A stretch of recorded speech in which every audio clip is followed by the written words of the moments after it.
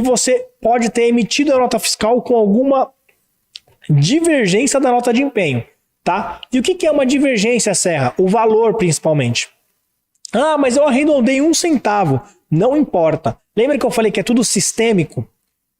Sistema não aceita arredondamento. Se a nota de empenho é de R$ 9.999,98, a sua nota fiscal tem que ser exatamente no mesmo valor. Não dá para arredondar, não, arredondei para 10 mil aqui. Não vai fazer, não vai pagar. Vai dar chabu. Então tem que ser exatamente igual, tá? Outra coisa que você pode fazer que ocasiona um atraso no pagamento. Você não colocou na nota fiscal os dados bancários. Aí o órgão público não sabe para quem ele tem que pagar. Aí você pode falar assim, Serra, mas eu mandei lá na proposta da licitação. Meu amigo, lá na proposta, esse processo de licitação tá num arquivo, lá não sei aonde. O cara do financeiro, ele pega lá nota de empenho, nota fiscal, faz um cara crachá, vê se é isso mesmo e paga. Tá? Se os dados bancários não tá ali, não é que ele não vai pagar, mas ele vai falar assim, eu vou deixar aqui no canto, quando eu terminar de pagar esses 300 pagamentos que eu tenho para fazer essa semana, eu vejo essas que estão pendentes aqui para resolver. E aí, isso pode gerar um atraso para você. Por quê? Você vai ficar esperando o cara pagar e ele não liquidou no sistema, ou ele não mandou para pagar, porque os dados bancários estão errados. Então ele vai ter que, quando chegar depois lá, ó, daqui uma semana ele entra em contato e fala, ó, quais são os dados bancários aí? Já era para estar pago faz uma semana, mas ele não teve tempo porque ele estava fazendo outras coisas. Então, o órgão público ele tem 1000 coisas para fazer, principalmente o cara do financeiro, tá? Eu nunca fui do departamento financeiro, mas eu ia lá direto, porque, pô, você tá no circuito, e eu via o quanto o pessoal trabalhava. Então, assim, quando chega a sua vez, não dê problema.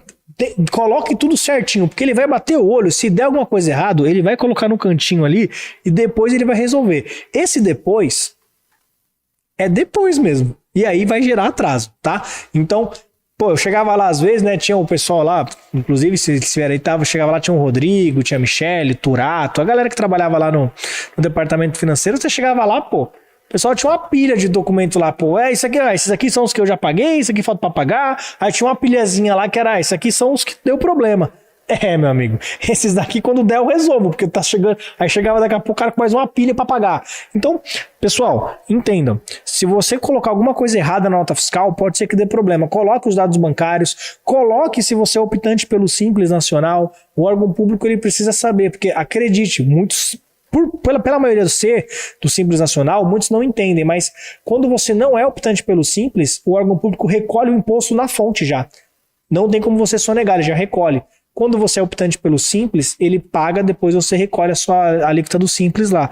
Então, coloca se você é optante pelo Simples, para não dar problema. Coloque o número do pregão, coloque o item do pregão, coloque o referente a qual nota de empenho que é essa nota fiscal. Então, essas informações parecem bobeira, parecem besteira, mas ajudam a você não travar quando chega a sua vez de receber. Então, já coloca tudo lá. Você vai perder 2 minutos colocando lá nas observações da nota fiscal, mas não vai ter problema. Então, 2 coisas que podem gerar atraso, que são geradas geralmente pela empresa, tá? Erro na nota fiscal na emissão, valores divergentes, né? Ou alguma informação dessa que é faltante. Serra, mas é obrigatório? Não, não é, tá? Os dados bancários, alguns órgãos públicos colocam no edital que é obrigatório colocar, mas alguns não colocam. Mas acredite, vai por mim, coloca. Errado não será, tá? Você não vai deixar de receber porque você colocou os dados bancários na nota fiscal, porque você colocou o número do pregão, o número do item. Não esquece, você não vai deixar de receber por causa disso, tá bom? Então, na dúvida, você coloca. Então, vamos lá. O que mais que pode ocasionar atraso no pagamento, mas aí sim não é uma culpa sua, mas pode acontecer. O que alguém já foi entregar em algum órgão público na prática, se você já for entregar, tem órgãos públicos que tem um armazém, um depósito, um almoxarifado central, dê o nome que quiser. E você deve ter visto que chega muita coisa lá. Eu já fui entregar algumas vezes em Jundiaí, né? A gente já vendeu algumas coisas lá. Em Jundiaí é um armazém, um depósito centralizado. Pô, é muita coisa que chega. É pallet mais pallet, pô, um negócio gigantesco. E aí, naquele meio de folha vai, folha vem, pode ser que o seu processinho caiu numa gaveta lá, ficou perdido. Por isso que você não pode abandonar ele depois que você entrega o produto. E eu vou te falar como que você acompanha isso de duas maneiras, tá? Mas não abandona. Tem gente que entrega o pedido e fala, putz, agora é só esperar que vai cair. Não, pô, agora que você tem que ficar ligado, porque agora chegou a parte que você não tem gerência, mas você pode ficar acompanhando. Até então, você tem prazo para entregar, mas principalmente se for valores altos, tá, pessoal? E se for valor baixo, eu sei que você não vai ter tempo para fazer isso. Eu sei, tá?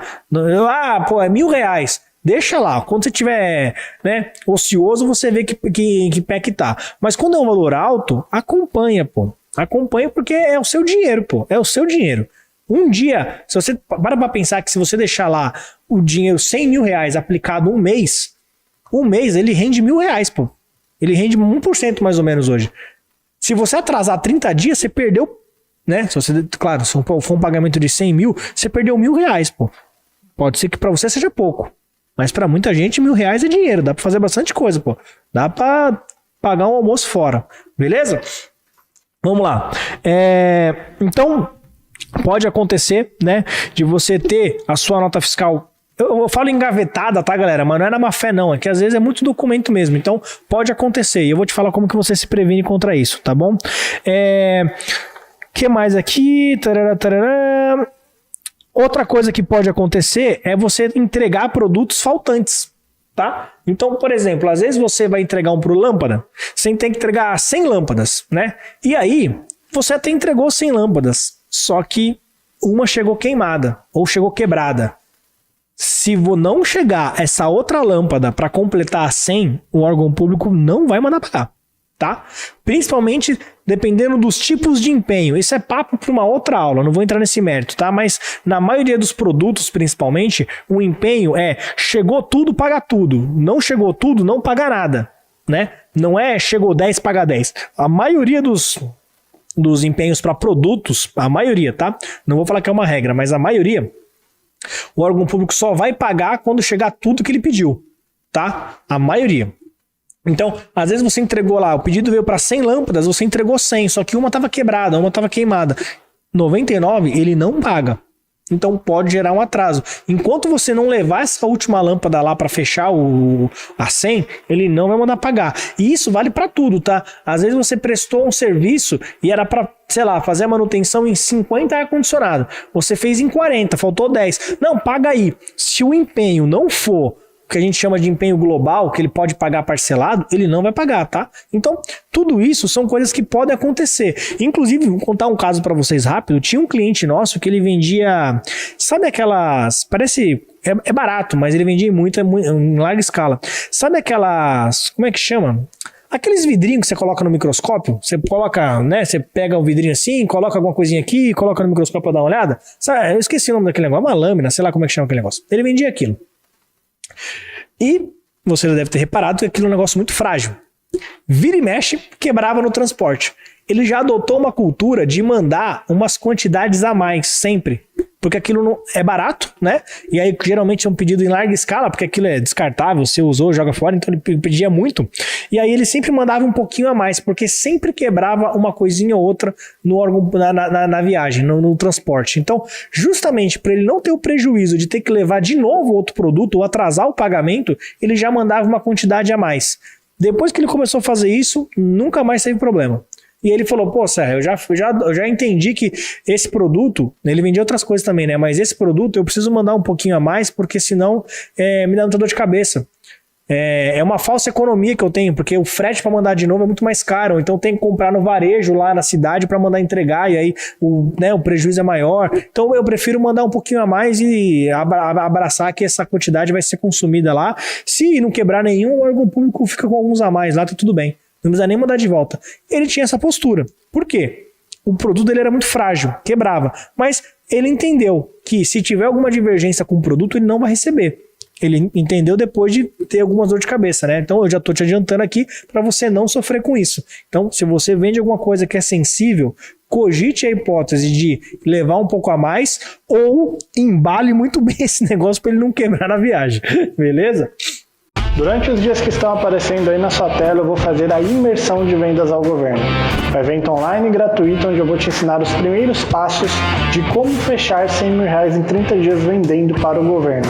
Tudo isso de forma honesta, sem se sujeitar a esqueminhas e mesmo que você comece do absoluto zero. Então, se você quer aprender como atrair mais clientes, aumentar as suas vendas e seu faturamento, em algum lugar dessa tela vai ter um botão para você fazer sua inscrição e a partir daí todas as informações eu mando no teu e-mail. Então é isso, um forte abraço e eu te espero lá.